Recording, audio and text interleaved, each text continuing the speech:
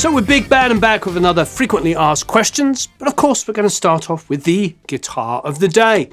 Now this is a relatively, well, I don't even think relatively, I think this is a very inexpensive acoustic guitar. It probably is $150 and can be bought at Sweetwater or Guitar Center or anything like that. However, this particular one I got from a skip. Outside a studio, it was lying in the trash. It had a couple of strings on it, a couple of end pegs on it. I think it had 2 machine heads missing, 2 tuning pegs missing. And we just went to Guitar Center and bought their cheapest set of machine heads and put it back on. Okay, so what makes this guitar special? Well, first of all, it's a great little guitar, but we strung it for Nashville tuning, or high-strung tuning, as my friends in Nashville call it. And what does that mean? Well, what you do is you take a set of electric guitar strings. In fact, actually, I use 2 sets of electric guitar strings, and I string it like this. So I take the top E, a high E string from electric set here, and a high B. Then the second set of guitar strings comes in, and I use, on the G, I put the high E back on. On the D, I put the high B on. On the A, I put the high G on. And of course, on the last one, I use the D string of the electric guitar set. And these are all tuned like the high strings of a 12-string guitar. So it's E, B, regularly. Octave G, octave D, octave A, and octave E. Once again, I'll do it really slowly. E and B from a regular set in a regular octave. The G string is a high E of an electric guitar set, tuned to an octave above where it normally would be. The D string is a B string off of a high set of electric. Once again, tuned an octave higher than it normally would be. Basically this. Top string. Then the A string is the G string of a high electric set. And then the E string is a D of an electric set. Tuned an octave again. So what we have is we have regular, regular, all those 4 strings, an octave up. Hopefully that all makes sense. I'm sure Eric is writing this all down on the side of us here.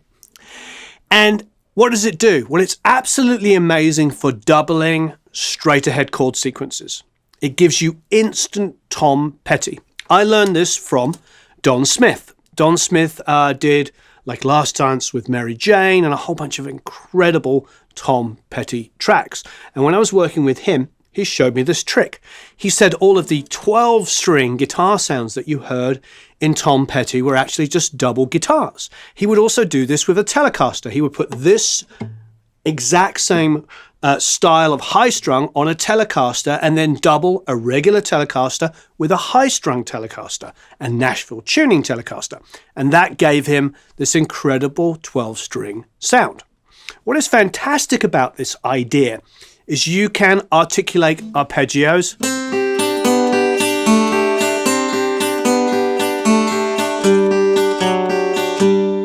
Like that against a regular tuning, and it gives you the most amazing 12-string sound. Those of you that have 12 strings, we do have one over there, will know that to articulate properly on a 12-string requires mainly downstrokes, if you really want to get it, and just a real amazing amount of precision. And it doesn't always come together. But when you do it doubled and you can articulate notes like that against a regular tuning, you get this beautiful, beautiful sound. Not to mention, it's really amazing for just straight ahead chords. I also love the fact that if you take some regular chords and play them on this tuning, you get really great voicings.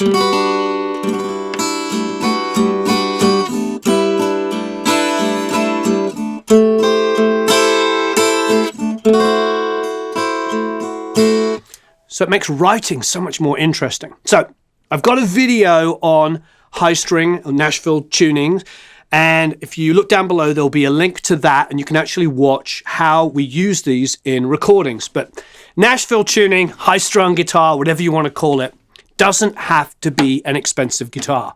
This is, like I said, a guitar I found in a skip. You could go and buy something off of eBay or something new from Sweetwater or wherever you're based. And you don't have to get an expensive guitar. It doesn't have to be a big boomy sound. To be honest, it's better if it's not. And put that against a regular tuned guitar and you'll get something really, really special. And what I also love about it is you don't have to come up with new inversions and new parts. You just play the same sequence. Just...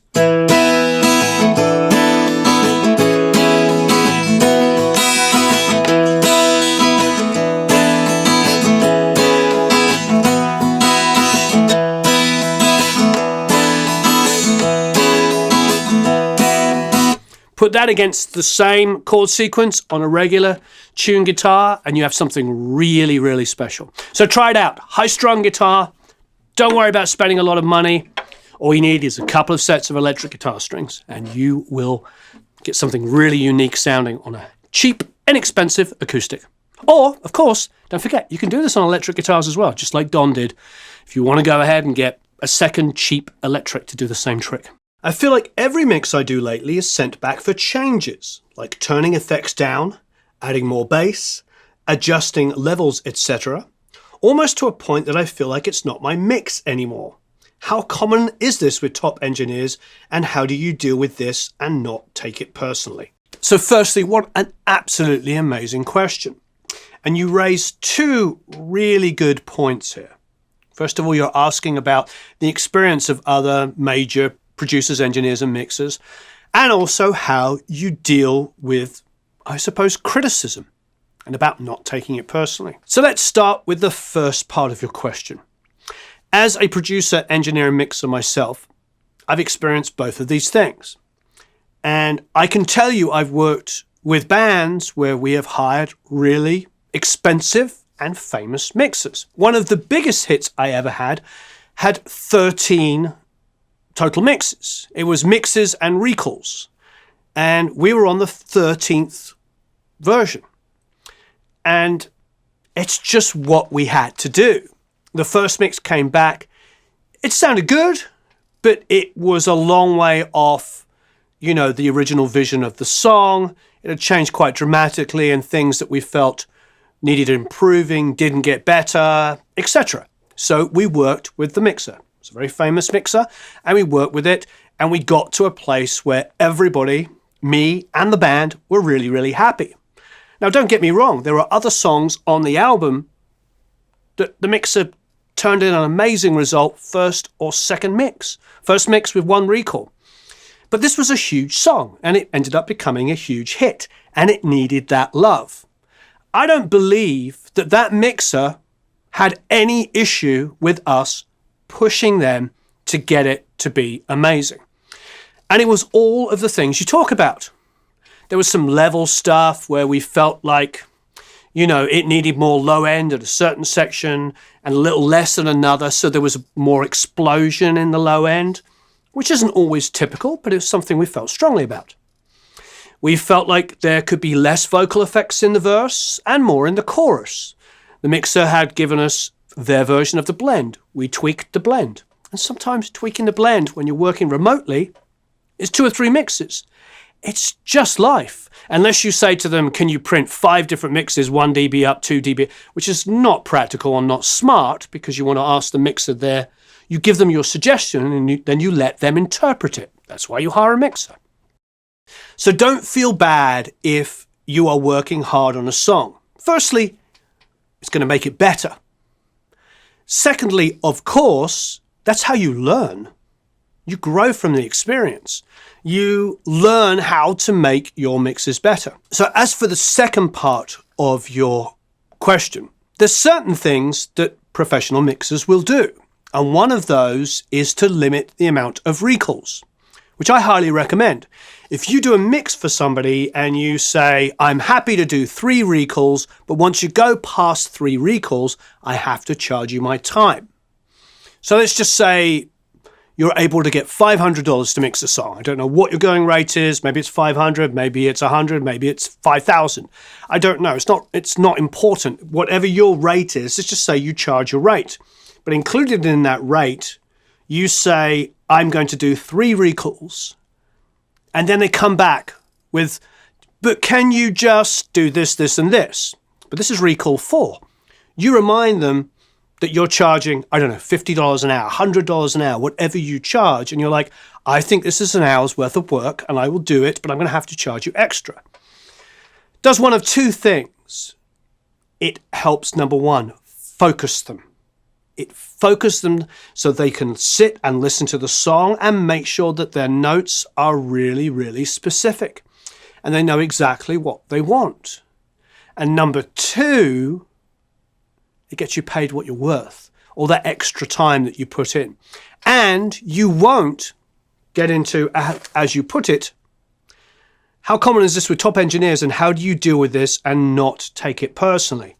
Well, when you're getting paid for your time, that's a really good way to not take it personally, because you're like, if this band wants to spend 2 days tweaking something, tiny little things, let them do it, because they're paying you for your time. And like anything, it's a great learning experience. It really is. You will learn from this experience. You'll learn how to deliver a mix to an artist that will limit the amount of changes. Okay, when I was working with Michael Brower on, wasn't a Frey album, it was Josiah Lemming, who was an American Idol contestant. It was one of the earlier records I did with Michael. I learned something from Michael, which I thought was a fantastic tip. And that was that he mixes the song to sound really, really good, but he lets the band take it over the finish line. So he gets something that's really powerful and big and huge and open and beautiful sounding, but he leaves just enough room for just those little extra tweaks for the effects that you're talking about. Let's look at your question. You said turning effects down. I mean, that's fine. That's what Michael would let somebody do. Put some effects on it. Maybe they'll tweak it. Adding more bass. That's okay. I've done that with mixes. I wanted a little bit more low end. Adjusting levels. Of course bands want to adjust levels. Maybe they wanted the background vocal that is labeled as the background to actually be level with the lead vocal in that second verse. How are you to know that unless you have a rough that's like really specific or they've expressed it? It's not that big of a deal. To all those things you mentioned is just what every mixer goes through. Turning the bass up or down, putting more or less effects in it, maybe changing out effects, rebalancing background vocals, bringing the snare down in the verse maybe because they want it to be more felt and it's not supposed to be like pointing itself out, but it might be good in the chorus that it's a bit more poking its head out and helping driving the song. These are things that are stylistic choices, and it's okay for the band to get you to do that. It's not a problem. And no, you shouldn't take it personally. But at the same time, I understand when you're first starting out and you spend hours and hours and days working on something and you get this huge litany of comments, it can feel soul destroying. But I always take a deep breath when I get the email and I go through it and realize, oh, they just want this turned down. Turn it down. Done. They want the snare to have more verb on it. They want more room on it in the chorus. Okay? Chorus, reverb up. Okay, done. Lead vocal, little lost in second verse. Okay.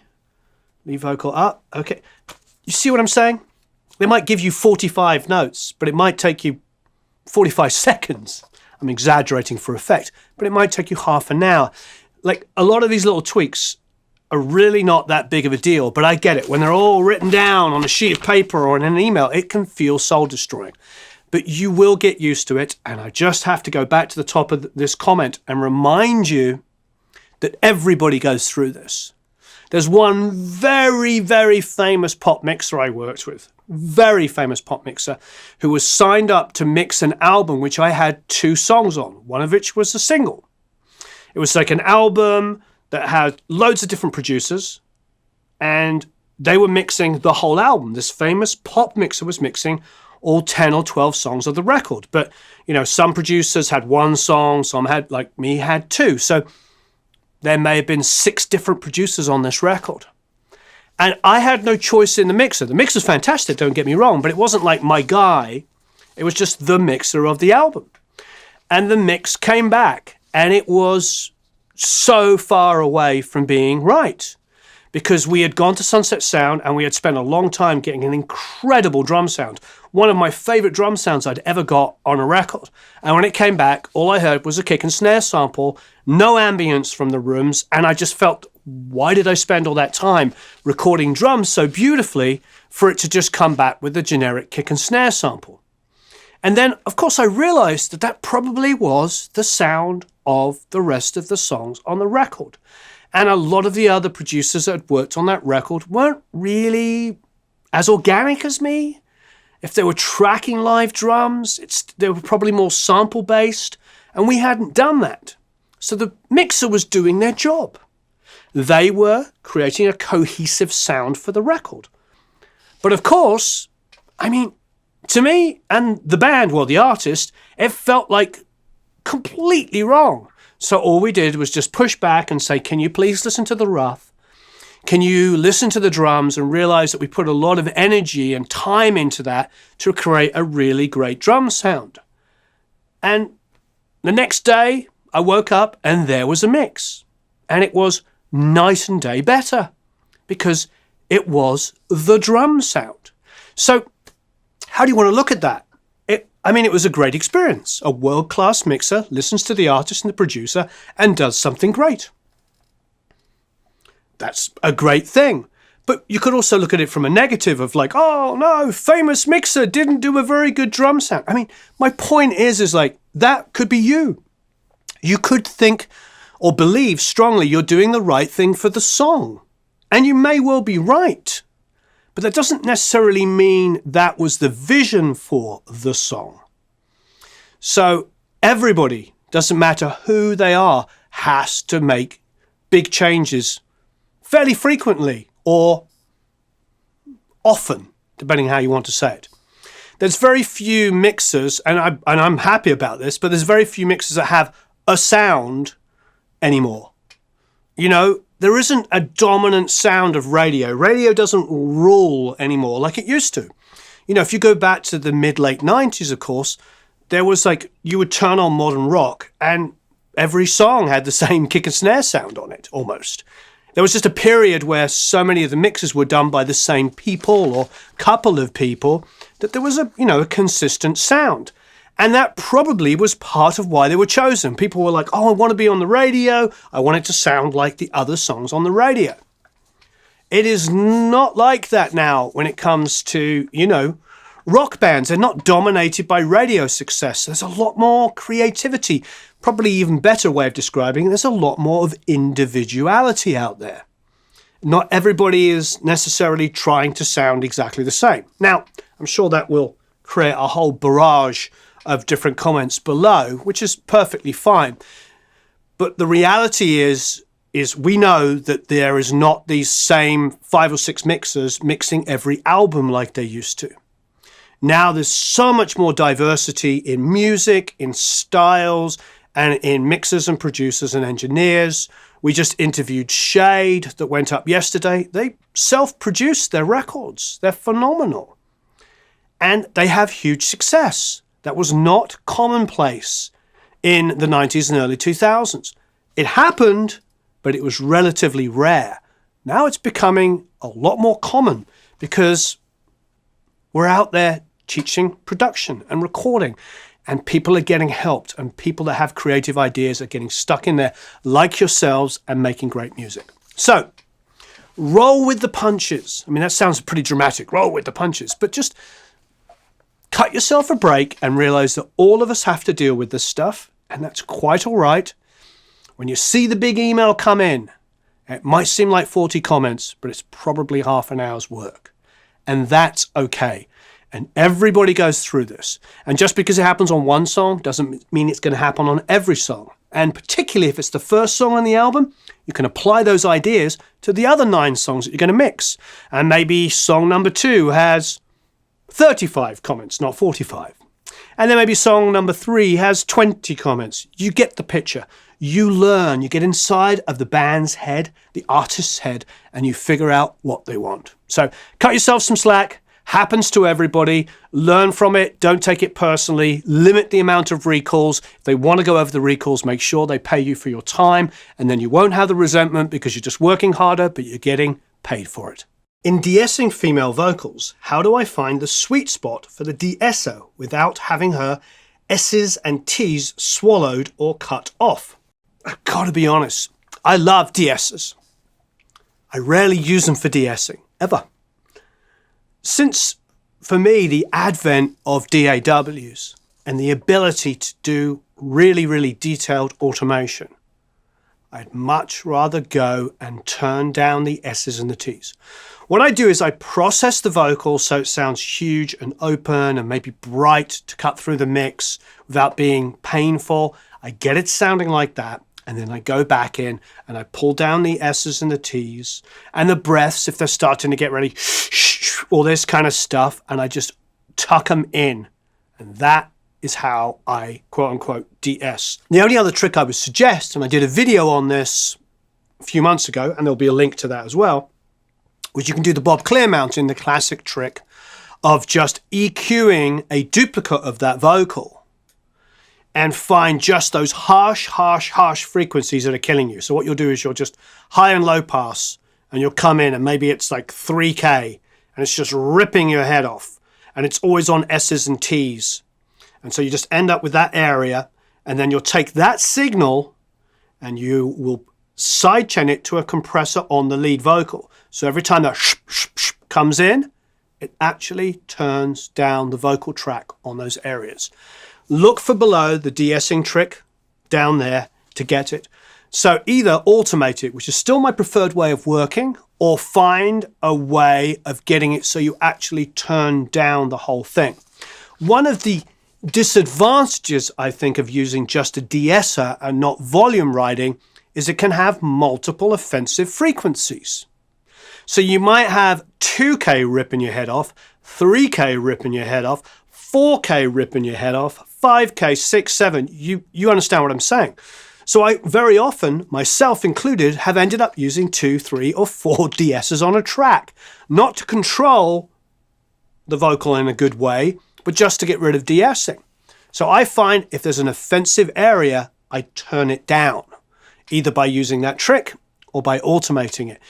Either way, spending hours trying to find a perfect plugin for it can be really, really painful.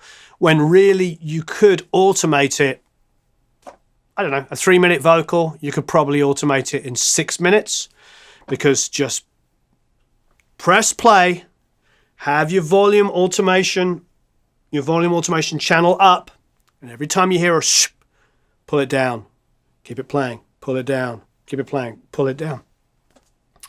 Worst case scenario, maybe it takes you 10 minutes to automate the S's out of a vocal.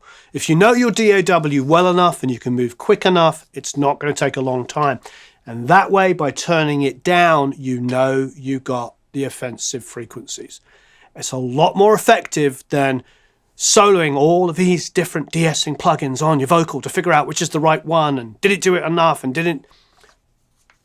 I like automation, and I also like that trick that we're telling about, which there'll be a link to below. Thanks ever so much for watching. I really appreciate it. Please leave any comments and questions below. Of course, you can leave new Fact Friday questions down below. Happy to get them. We've got a list here, but we're always looking for more great questions. Thank you, everybody that gave us some great questions. Please, if you haven't already, please subscribe, hit the like button, go check out the blog, and have a marvelous time recording and mixing. See you all again soon. Thanks ever so much. Bye-bye.